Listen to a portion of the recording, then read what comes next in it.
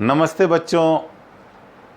कई दिनों बाद आज हम फिर से कक्षा से जुड़े हैं और हम पाठ संख्या 5 जो दैनिक जीवन में रसायन पाठ है का अध्ययन कर रहे थे।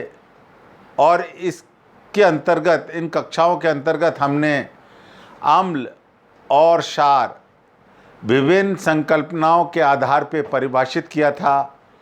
अम्ल, क्षार और लवण के सामान्य गुण देखे थे और अंत में हमने दैनिक जीवन में काम आने वाले कुछ उपयोगी यौगिकों के बारे में पढ़ा था।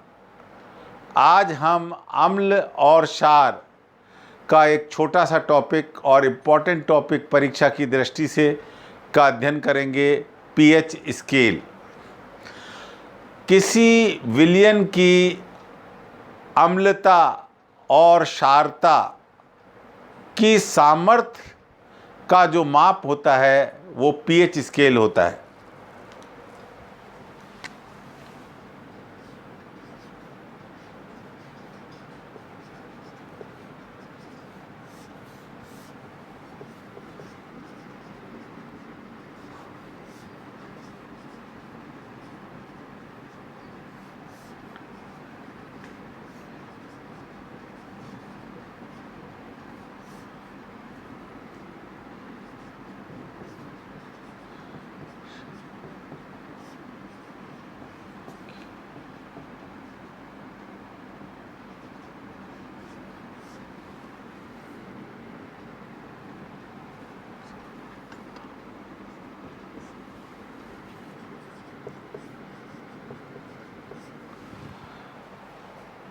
कोई भी जो विलयन हमें दिया हुआ है वो अम्ल है, क्षार है या उदासीन है, उसकी प्रकृति को हम पीएच स्केल की सहायता से माप सकते हैं। पीएच स्केल में ये पी जर्मन शब्द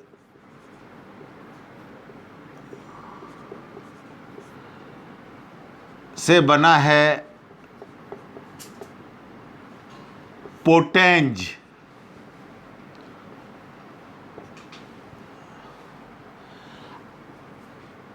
जिसका अंग्रेजी में समानार्थी शब्द है पावर। पावर को हिंदी में शक्ति बोलते हैं। इसका ही पोटेंज का समानार्थी शब्द अंग्रेजी में पावर, और पावर को हम शक्ति बोलते हैं। एक और समानार्थी शब्द है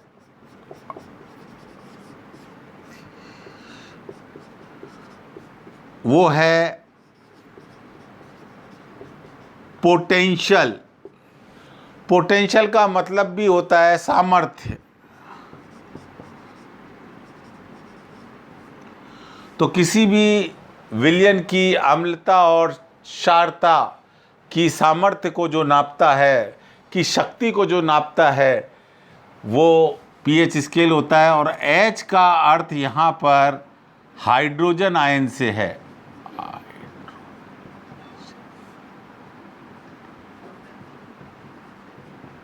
हाइड्रोजन आयन आप जानते होंगे H+,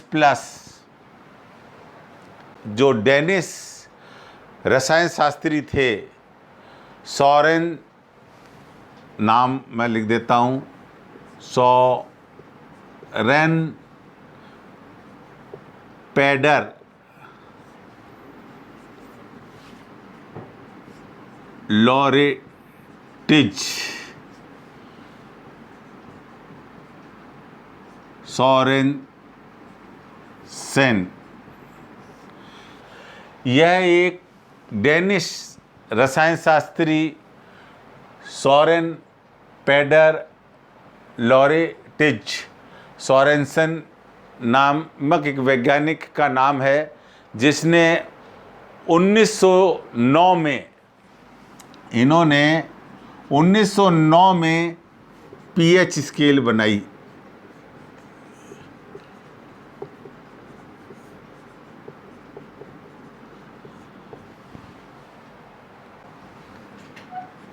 इन्होंने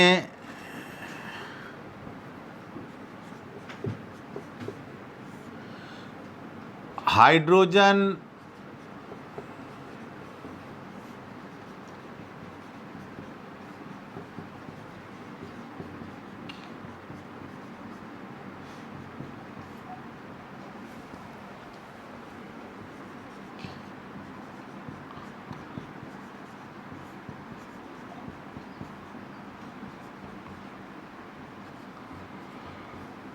इन्होंने हाइड्रोजन आयनों की सांद्रता के घातांक को पीएच कहा,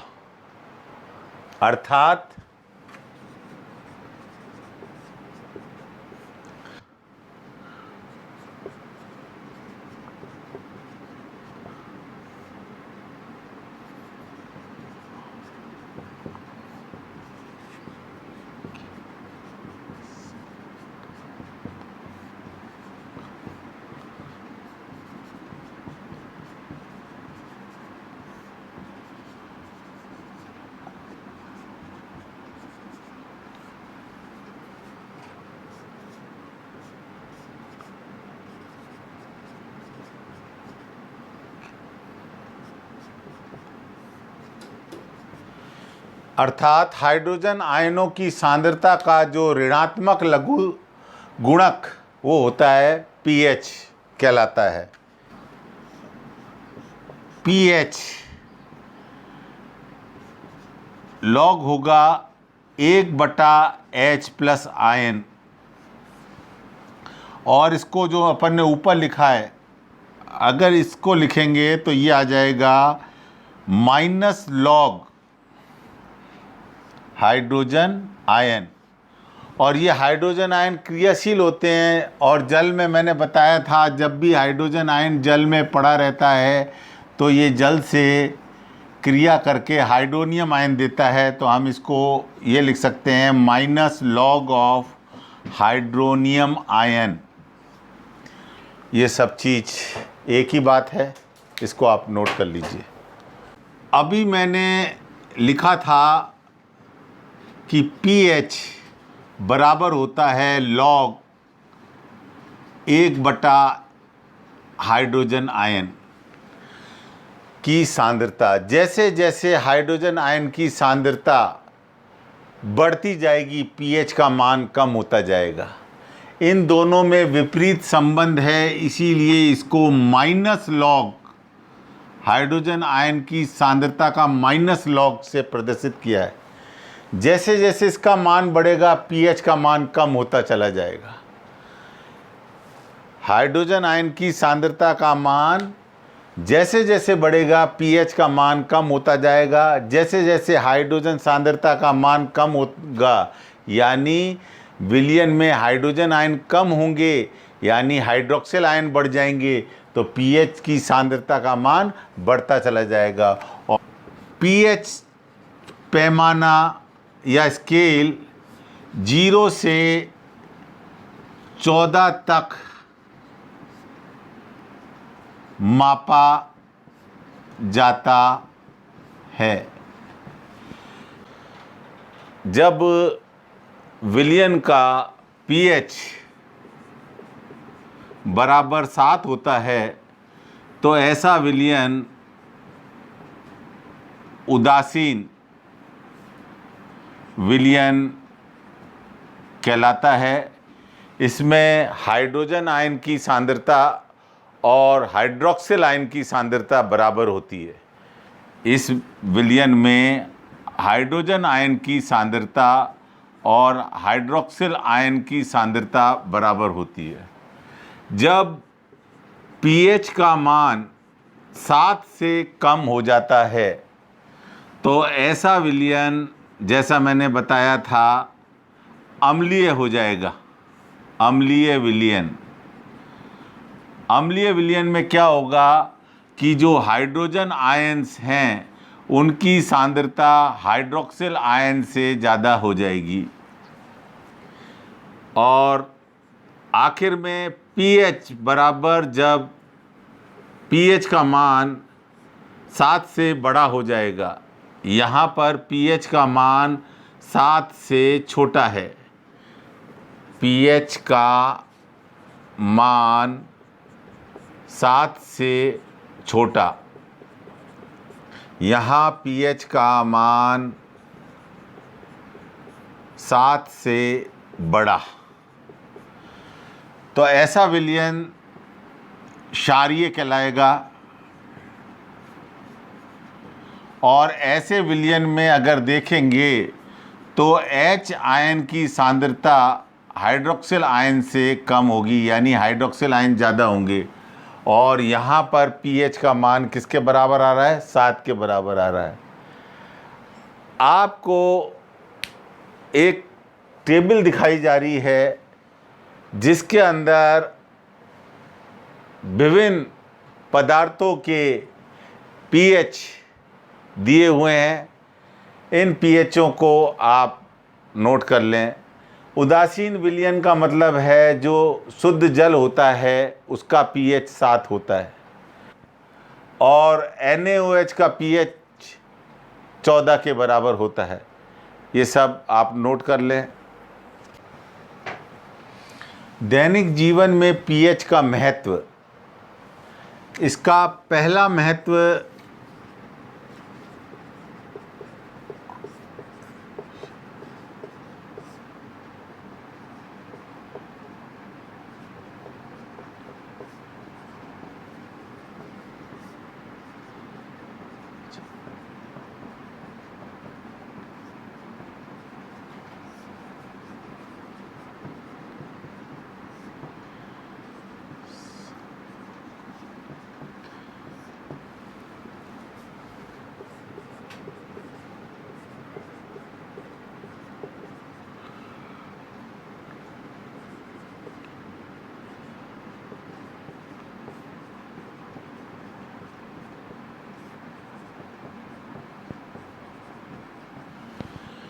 हमारे शरीर में होने वाली जैव रासायनिक क्रियाएं, ये एक छोटे रेंज संकीर्ण pH 7 से लेकर 7.8 के बीच में संपन्न होती हैं।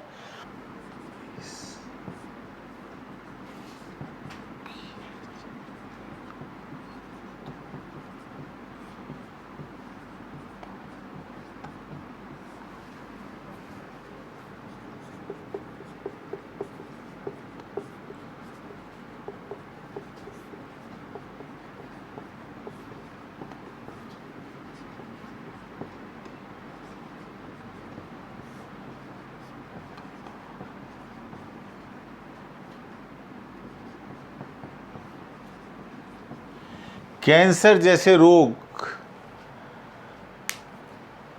का कारक भी ये pH है कि अगर यदि हमारे शरीर का pH अम्लीयता की तरफ चला जाएगा तो कैंसर और अन्य इस प्रकार के रोग उत्पन्न हो जाते हैं।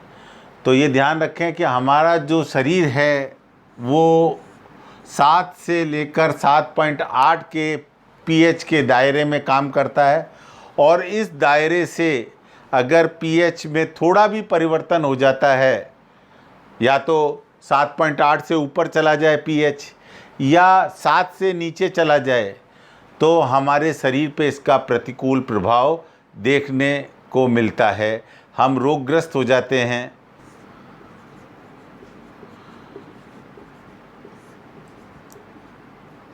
अम्लीय वर्षा, जब वर्षा का जल का pH 5.6 से कम हो जाता है,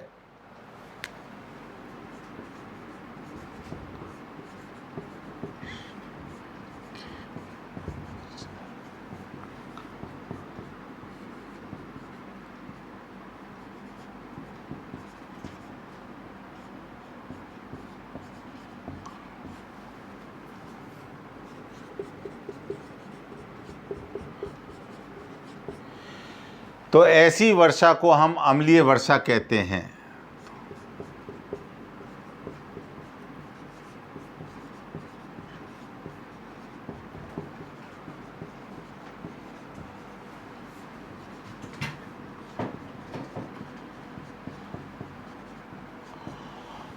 और जब ये जल नदी नालों में जाता है और किसी तालाब में चला जाता है या समुद्र नदियों में, जिनमें मछलियाँ और इस तरह के जलीय जीव जंतु रहते हैं, उन पर, उनके जीवन पर ये प्रतिकूल प्रभाव डालता है।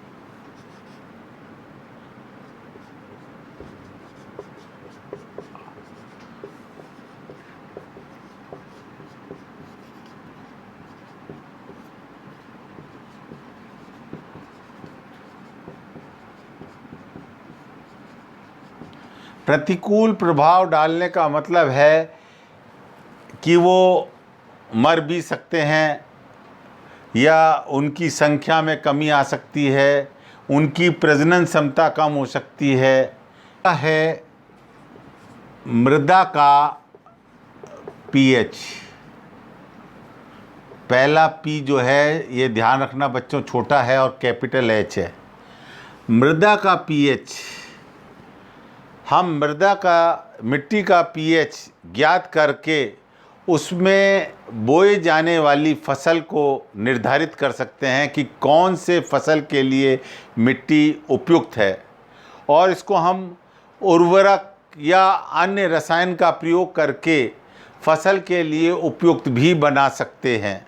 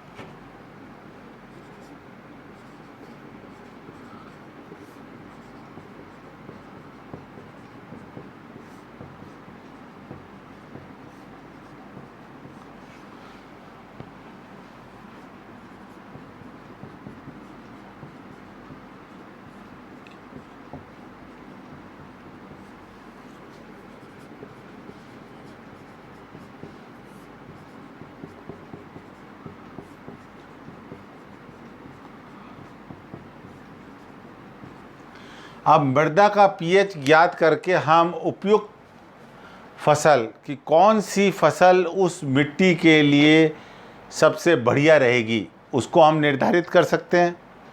और अगर हम चाहें कि हमें यही फसल इस मिट्टी में उगानी है, तो उस मृदा के पीएच को नोट करके, नाप कर, ज्ञात करके हम उर्वरक और रसायन मिलाकर उस मिट्टी को, उस मृदा को हम फसल के लिए उपयुक्त भी बना सकते हैं।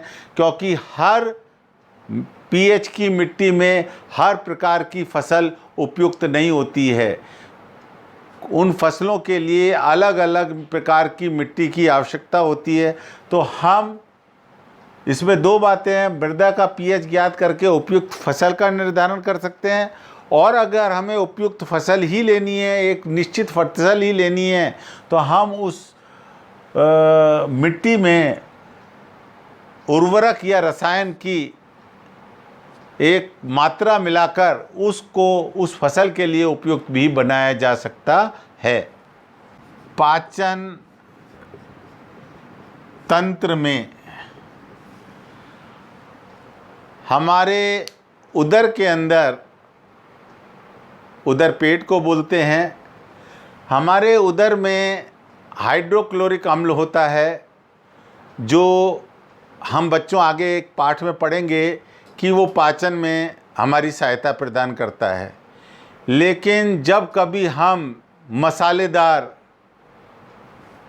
भोजन करते हैं तो हमारे उदर के अंदर अम्लता बढ़ जाती है, हमारे पेट में जलन होने लग जाती है, पेट में दर्द होने लग जाता है। ये सब पेट के अंदर अम्लता बढ़ने के कारण होता है। हमने अम्ल क्षार लवण पाठ में पढ़ा है कि अम्लता को क्षार का उपयोग करके उदासीन करा जा सकता है। तो यहाँ हम पेट की अम्लता को दूर करने के लिए, पेट में जो हाइड्रोक्लोरिक अम्ल ज़्यादा बन गया है उसको दूर करने के लिए मिल्क ऑफ मैग्नीशियम हाइड्रोक्साइड का उपयोग करते हैं।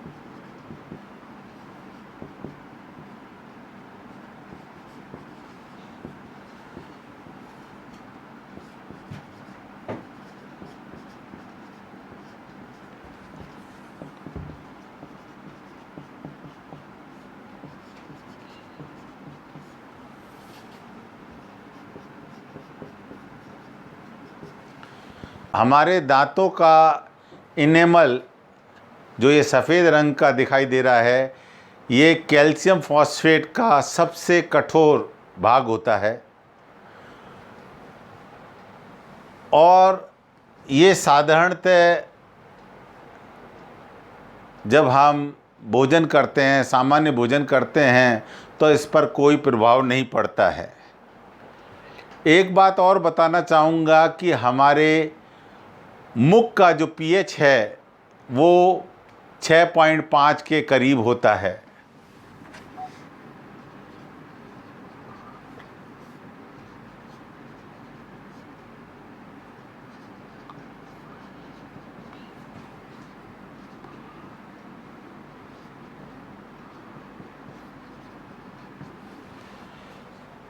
सामान्य भोजन करने पर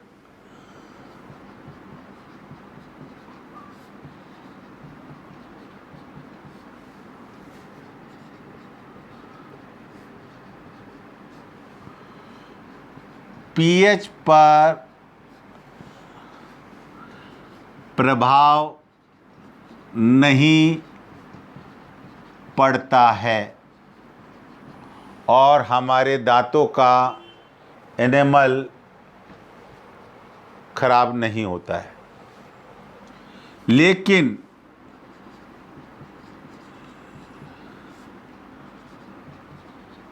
शर्करायुक्त चीनी, शक्कर भोजन करने पर यह भोजन हमारे दांतों के बीच में फंसा रह जाता है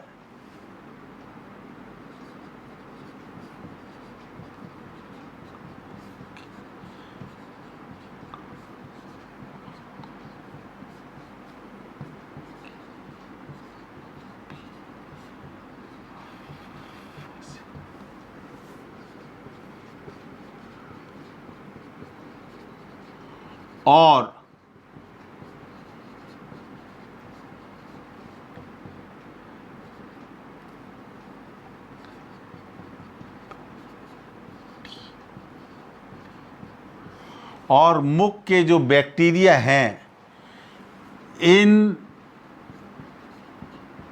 कणों को, भोजन कणों को, इन भोजन के कणों को सड़ाकर अम्ल में बदल देते हैं,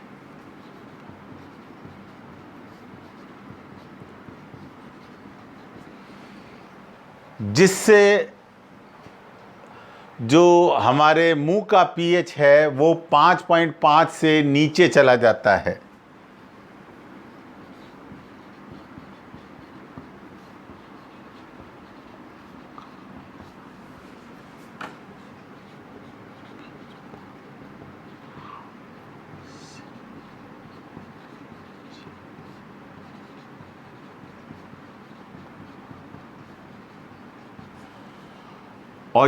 और जब ये 5.5 से नीचे चला जाएगा तब हमारे दांतों का एनेमल खराब होना शुरू हो जाएगा। इस अम्लीय दशा में दांतों का एनेमल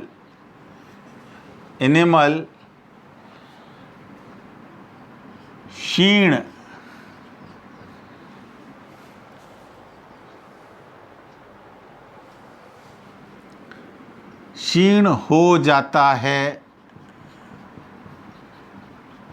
और हमारे दांत खराब हो जाते हैं और लंबे समय तक यही स्थिति रहने पर दंतक्षय का कारण बनती है।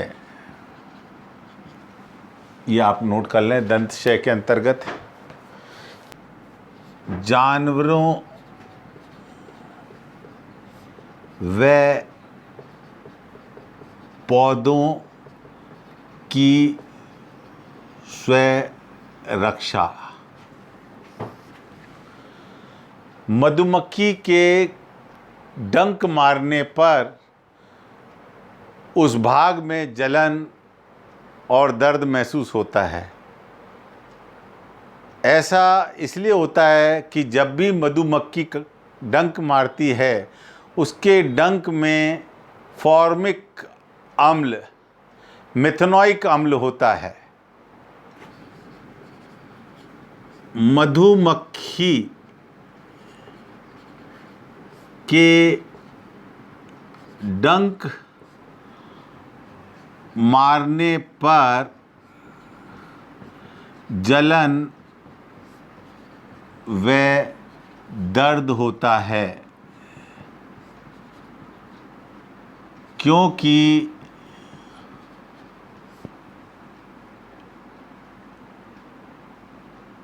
इस उसके डंक में, क्योंकि मधुमक्खी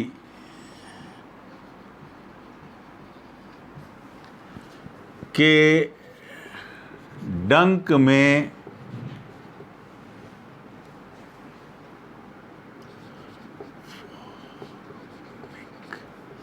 फॉर्मिक, जिसे मैथेनोइक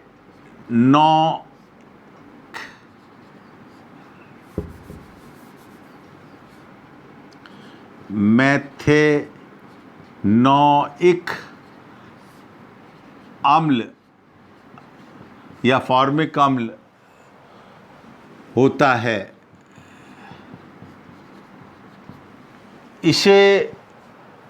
इस जलन और दर्द को दूर करने के लिए दुर्बल क्षार इस जलन व दर्द को दूर करने के लिए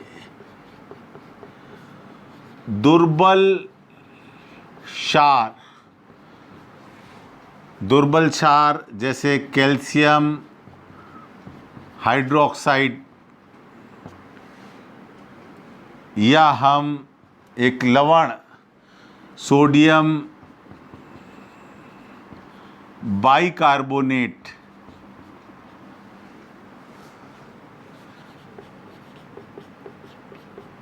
जिसको हम बेकिंग सोडा NaHCO3 का प्रयोग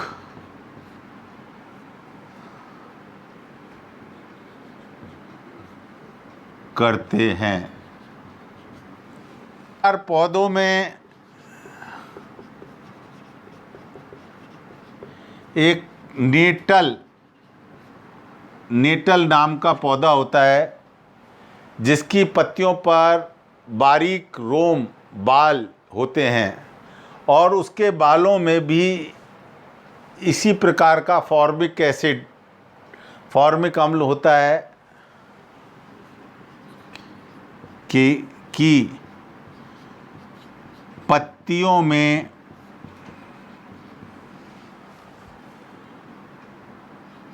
रोम पाए जाते हैं, जिसमें मैथेनोइक अम्ल होता है। और जब कोई जीव जंतु इन पत्तियों को या पेड़ को के संपर्क में आता है तो ये रोम उसके चुभ जाते हैं और मैथेनोइक उसके शरीर में चला जाता है। वही जलन और वही दर्द उसमें होगा। जीव जंतु जो इस पौधे की पत्तियों के संपर्क में आने पर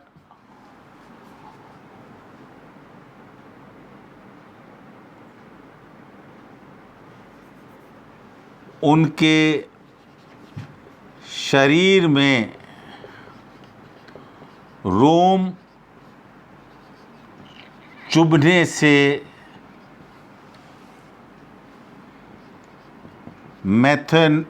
मैथेनोइक अम्ल के कारण जलन व दर्द होता है। और इसको दूर करने के लिए इस पौधे के पास में डाक नाम का पौधा होता है।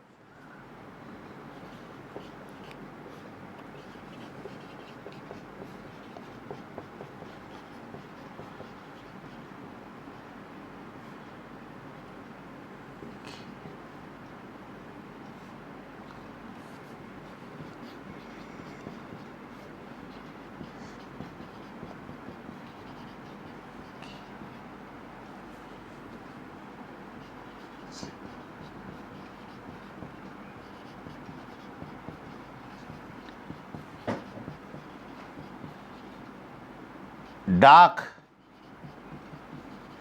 पौधे की पत्तियों को रगड़ा जाता है। तो देखो, ये जानवरों में मधुमक्खी डंक मारती है, उसके स्वयं रक्षा के लिए बनाया हुआ है। नेटल पौधे की पत्तियों में जो रोम पाए जा रहे हैं ताकि जानवर उसको नहीं खाएं, इसलिए उसमें रोम पाए जाते हैं। तो ये इनके स्वयं रक्षा का है।